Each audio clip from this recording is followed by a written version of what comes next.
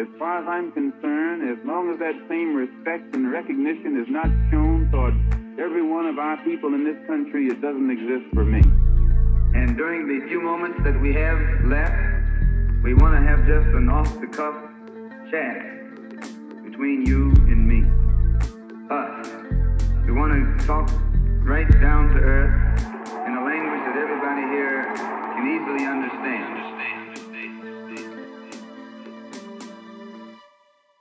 This is coming to you live and direct from Dakar, Senegal. I am sat with my uncle for what is going to be an exciting conversation, inshallah.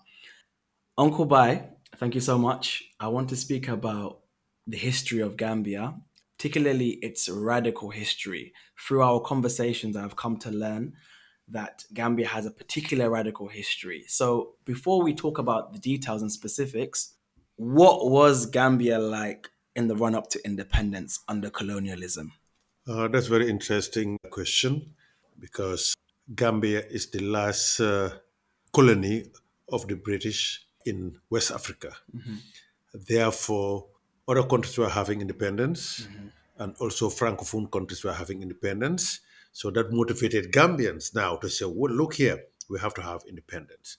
So in before by 1961, it was a hot topic among politicians Yeah. of the generation of that time, and you have some of them who are very nationalistic. And when the British knew that they cannot withstand the pressure, they decided to give Gambia self-government, Okay. and they said that independence will follow suit. But Gambia was not happy with that. I remember when the colonial secretary, I think Duncan Sands, I'm not quite sure, I have to verify, when he came from UK to discuss about Gambia's independence, there was a big demonstration by the nationalists. They met about about a kilometer from the governor's mansion, the state house now, where the colonial secretary was with the governor to protest, and they were singing, "We want bread and butter," meaning bread is self-government, butter is independence. That means we want both at the same time. We want bread and butter. And they were singing that going until the governor gave order to the small military that was there to use tear gas and Wow. disperse the demonstrators.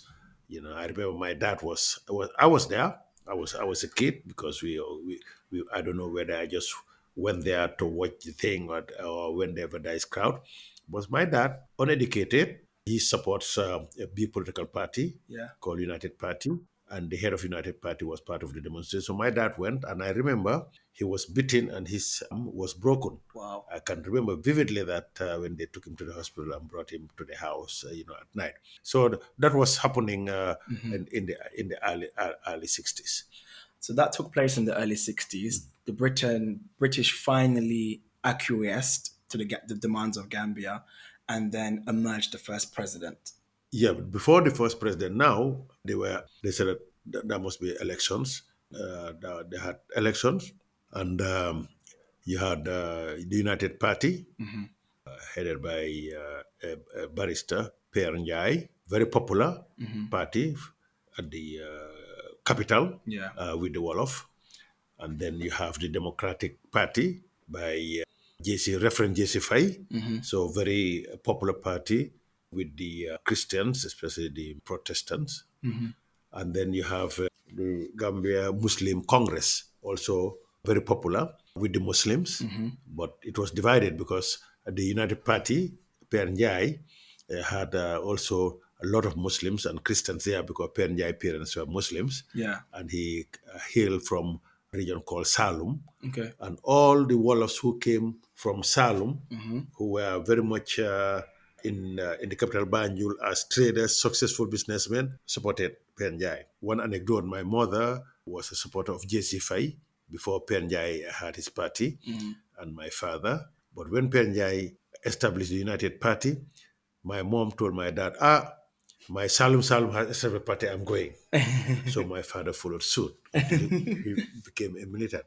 And so what we had a premier. Yeah. We had an election, and it was very tight. And governor, actually, they like Per Njai. He didn't win, but they anointed him as the premier. Okay. Premier, and that was leading to towards independence. Had another election in which the PPP Jawara. Yeah. So they had a very good strategy because when the franchise was only in the Greater Banjul area, Banjul, Serekunda, Bakau, Yeah. and all these parties, focus there. So when Jawara and the PPP was established, they call it People's Protectorate Party because in the colonialism was the colony and the protectorate. Okay. And they were telling the people outside of the capital, look here, you're not part of the governance structure.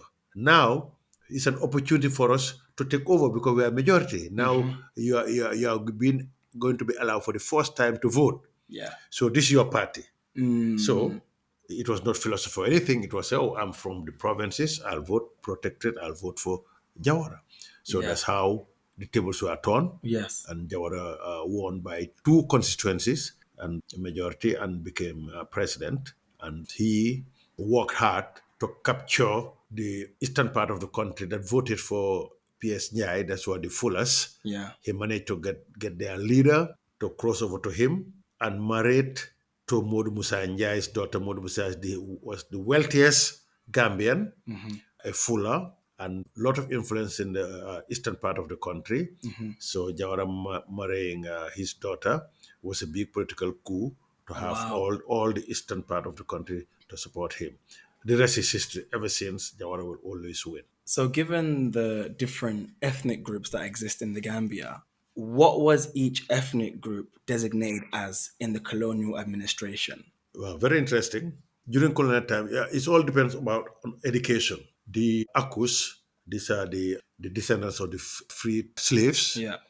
were the ones who were educated during colonial times. Okay. Because you have very few schools, two high schools, Methodist Boys High School, the name as namesake belongs to the Methodist Church, and St. Augustine's High School, that's the belongs to the Catholic Church. And then you have Armitage, which was meant for the sons of the chiefs that were in Okay. the provinces. So the Akus were educated, the first educated ethnic group. So they were the ones in the administration during colonial times, head of departments. You have Dr. Jones, director of health, medical and health, and you have other directors who during colonial times. Now that's how it was structured. By that time, the Wolofs were beginning to have children graduating from university, like from 64, Okay. 63, 64. So as you come, you enter the administration. Okay. So as they call them the Akus, Creoles, they were aging Yeah. and retiring, Okay. and the Wolof were replacing them. Mm. So immediately after independence, up to the 70, up to I would say 81, Yeah.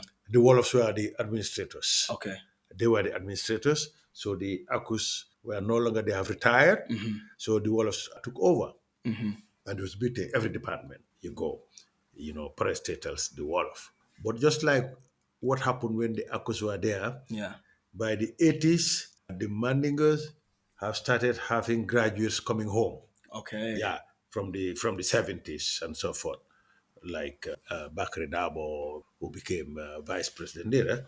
So they were started coming home, and the administration was already choked with Wolof, and they were not happy. They were applying a lot of pressure to Jawara, who is President Jawara, who is a Mandinga. Say, look here, here we are graduates, but the administration is run by the Wolof, etc. So as the pressure grew, and these are educated Mandingas, Jawara also was beginning to feel threatened because he was chosen to lead the party because he was educated.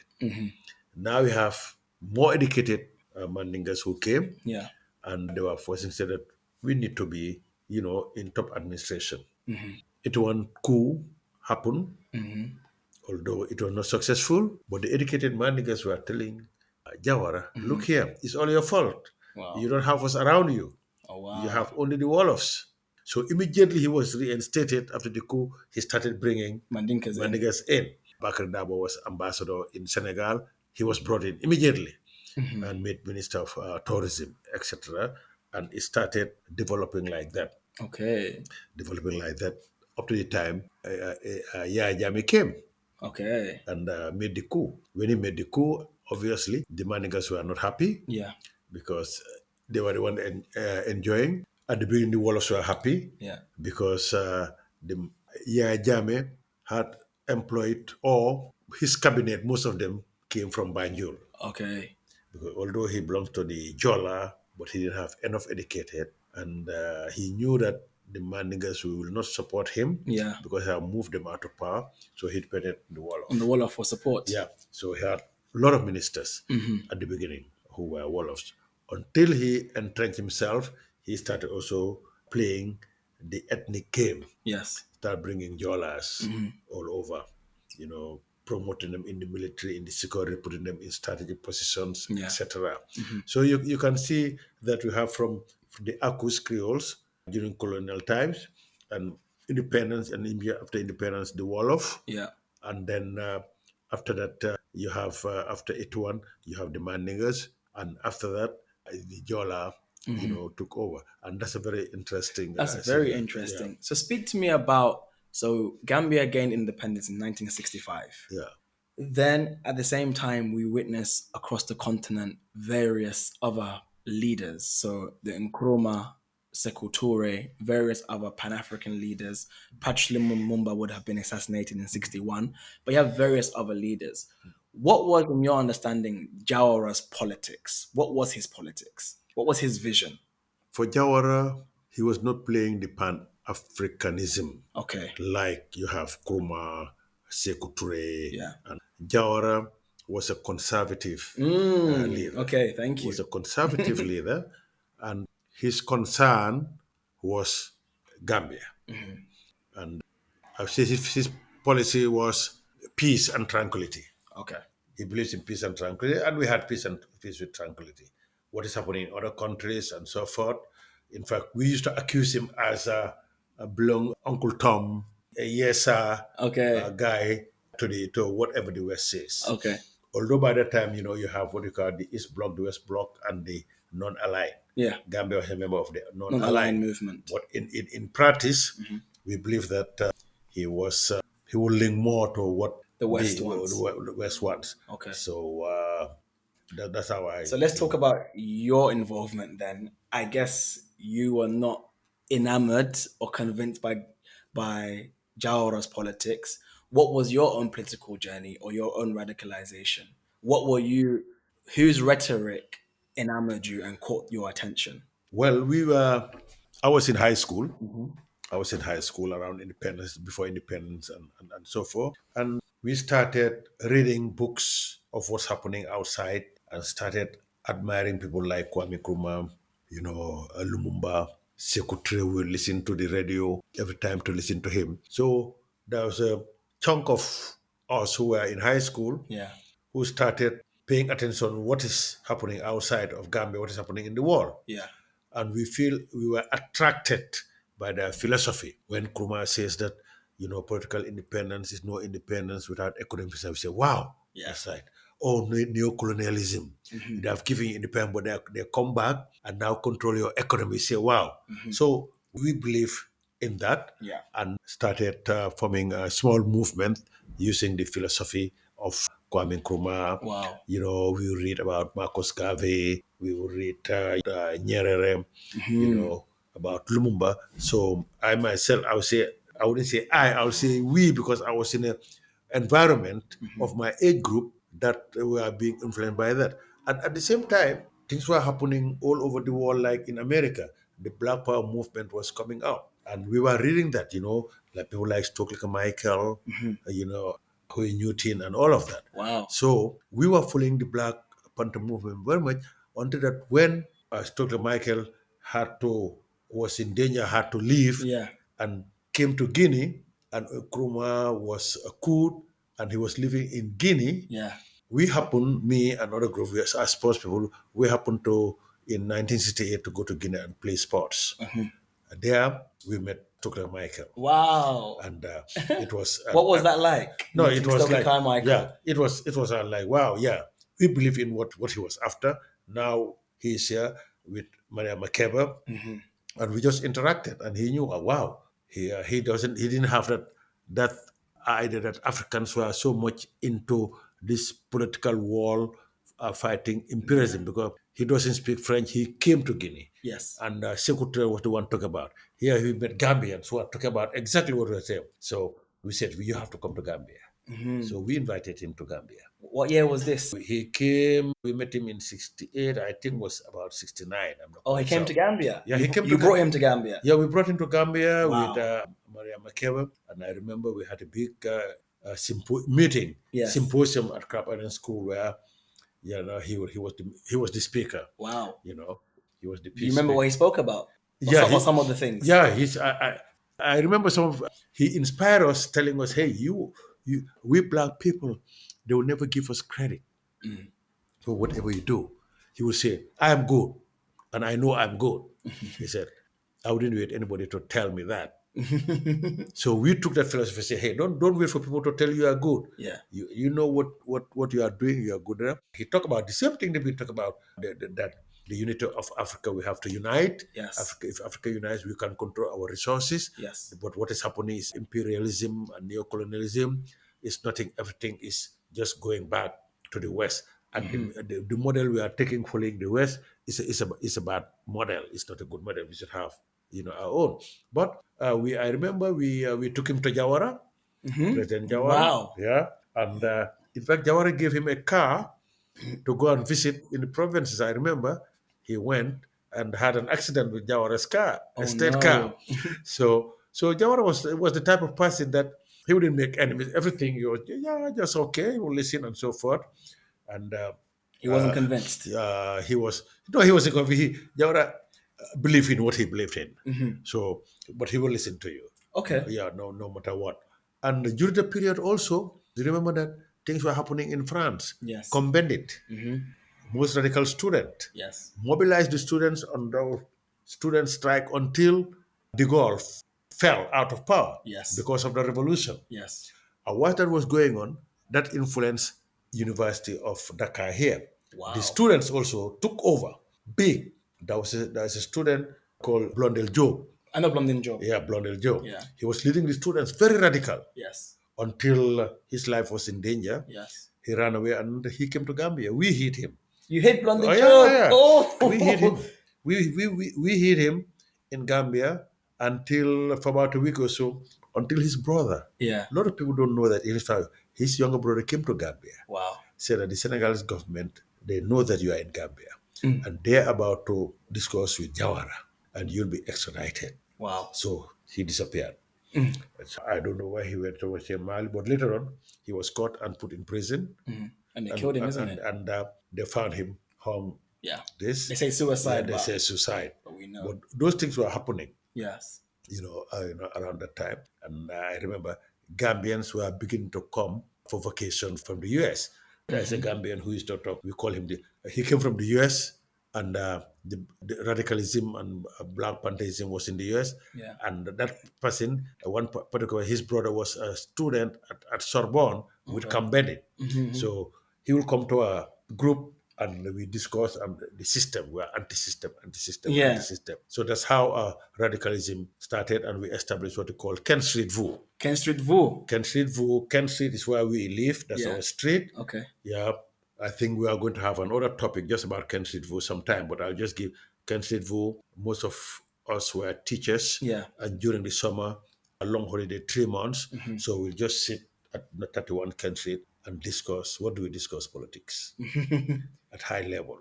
Every week or? Every day. Every day? Every day. These are teachers come in the morning. Yeah.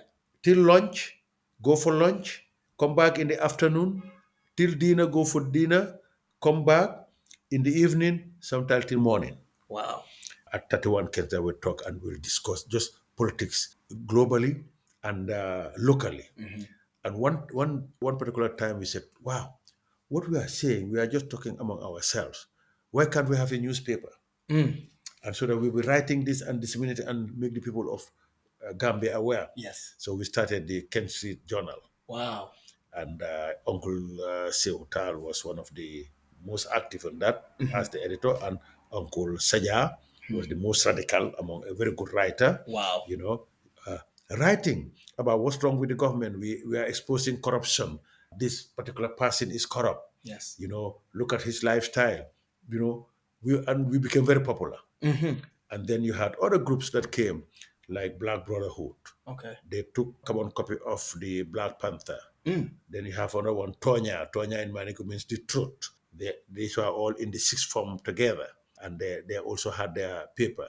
And that's how The radicalism yeah, was we are built. built, and different group, all. Were they all quite similar in terms of their anti-system orientation? Yes, Tonya. Yeah. Tonya was more radical. Okay. Yeah, was more radical because they were not many. They were all radical. Wow. Country Vu was a bigger organization, but you have certain percentage, I say 20 or 30, that were radical, Okay. but domineering. Okay. So they push it, but the rest were not interested. Okay. So can we have different components because we were popular. We have a social dimension. In those days, you'll have your anniversary every year. Yes. When we have anniversary, all the women will come. So because of that, some people say, "Oh, I'm going to join Kensington Vu." They control all the women they join. But as far as the people is concerned, they're not. So we used to have T-shirt, rights, different names of Pan Africanists. Wow. We give ourselves pen name Pan African and so forth. So Kensington Vu had elements who are radical, Wow. whilst Tonya and Black Brotherhood mainly were Gambians who were sent by Jahumba to Ghana Okay. for education because Krumah was organizing the young pioneers, training young pioneers, that is, Africans from all over Africa. They go to Ghana. For us, we thought they were just going to school, but they are being channeled to be Nkrumahs, Okay. Pan Africanists. And so that when they go back, they will fight for the cause. So Wow. Nkrumah had an alliance with a Gambian politician, I am Gaba Jahumpa, head of the Gambia Muslim Congress, and he was able to mobilize over 100 Gambians and send them to Ghana. Wow. And they were in the Young Pioneer, and it was they would go to school, they lived there, but it was like a boot camp, military. They were doing like military training as well. But for about 9 months, they come home. But there was a core who stayed until finished high school Yeah. and went to university. Wow. That core, when they came back, they formed the Black Brotherhood. The Black Brotherhood. That was the core. That was the core. So they received their training where? In Ghana. In Ghana, and came back and came back to Gambia and established the Black Brotherhood. Yeah, but some of them actually decided to live in Ghana and will come back. Lamin Jangha was living in Ghana. Solda was living in Ghana. They'll come. The rest stayed in Ghana for a long time, and they were more Ghanaian than Gambian. So they were not many, though, about not less than 10. Okay. Less than 10. They didn't have a paper, but they would wear Blackberry. Okay, Blackberry. Oh yeah. Wow. Yeah. And it's interesting you've said you were aware of the Huey Newtons, the Black Panther movement, the Stokely Carmichaels of the world. Oftentimes, when people think about Black struggle or Black liberation, they seem to think that these movements were separate and didn't know about each other. So you're saying that you were very much aware what's happening in America with Malcolm X and all these people. Yeah, we were very much aware because our level of thinking was beyond the boundaries of Gambia. We were following Malcolm X, every step, every move, whatever he says. We had a culture of reading political books and magazines and whatever, and had the habit of listening to radio. There was no television. We listened to radio, and we'll exchange information. If I hear something, I say, "Hey, did you hear what happened to Malcolm X? Do you know now that he's a Muslim now?" Wow. So we discuss it. Or he went to Mecca, whatever he did, we look. So we were, I think, our reading, and we like radical papers and so forth. So that gave us to be aware of what was happening, all over. Or like we'll follow the Vietnam War. We follow it to the letter and know everything that was going on. We follow American politics. I remember the Cuban crisis. We followed it to the letter. When America said no, Russia cannot stockpile nuclear weapons in Cuba.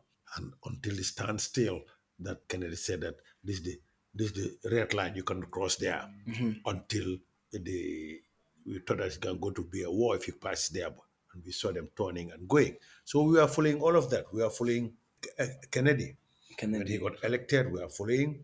So we were following all of these movements. Even in Africa, we are following guerrilla warfares in Africa. What was happening in Like Cabral, Mozambique, Cabral, Samara Machel, Marcel, we were. Thomas Sankara. Thomas Sankara was even recent because by that time me I've graduated. I Wow. was already a director. Yeah. When Thomas Sankara took power, I Wow. was in Burkina Faso. The Oh, day he took power, I was in Burkina Faso. I wow. used to go there every month, and they were he took from Lamisana, and I went to the meeting with Lamisana. The president was there who opened it. By the time they closed it, they have taken over. Wow. Yeah. So and we liked what he stood for. I remember a meeting in France in 1984. He was president. Yeah. He was the guest speaker. It was on desertification and Sahelian regions. And that's where SILS is. It's all desertified. And when he spoke, you know, you can feel your hair standing. Wow. I remember that in Place Lafayette, and all Africans were proud of him. Wow. When he spoke. So we are, You so following we, everything. so we supported people like him Yes. because we all were have the same thinking, Pan-Africanism. Pan Africanism and so forth. That's so interesting. I know we've spoken before, but you actually met Nkrumah, isn't it?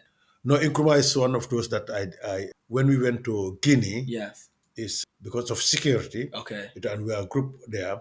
They were allowed 2 or 3 to go and see him. Okay. But the person I'm thinking of, the guys of the Black Panther, Black Brotherhood of Gambia, Yeah. Lamin Jangha, he was very close to Kwame Nkrumah. Wow. Sol Ndau, Tokora, Musa Bitei. So these were the people who are meeting him very often.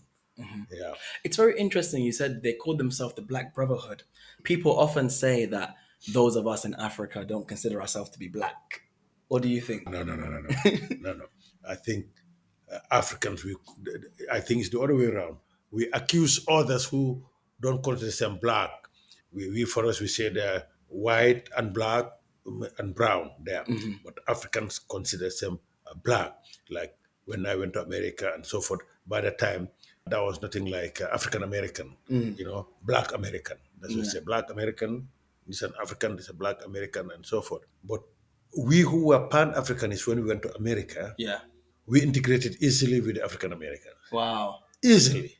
I remember, I don't know whether you are now in America, I don't know whether it's there now, but during our time at university, you go to the dining hall, Yeah.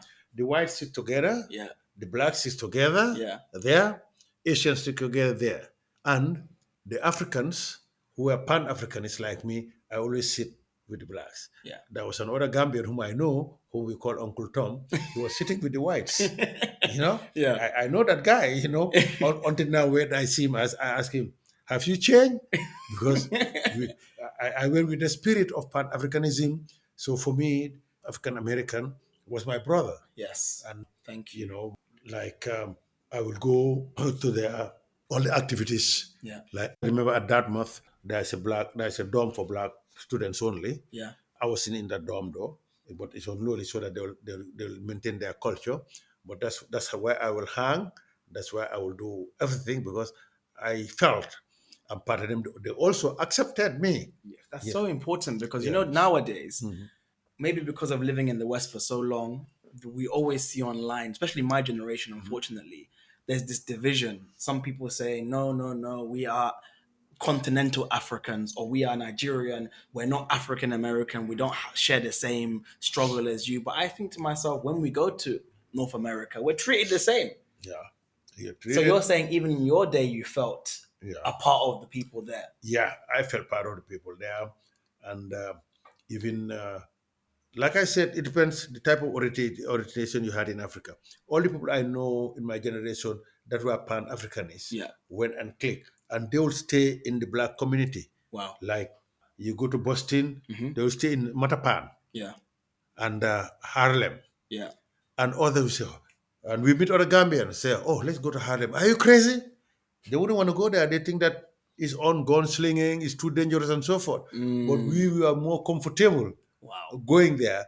A friend of mine live in Matapan, Blue Hill Avenue, middle of the black community, Mhm. and I felt at home. Wow. I had a friend from Senegal at university who never left the university. I said, "You have to come. You have to come to this city." And so I invited him. He said he will come. I gave him the address. I left before him on a Friday.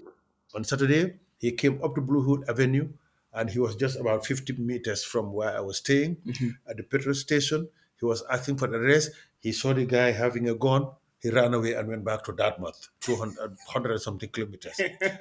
For me, that was normal. I was saying, hey, I pass, hey, bro, hey, brother Mas, hey, there's a bro from Africa, and so forth.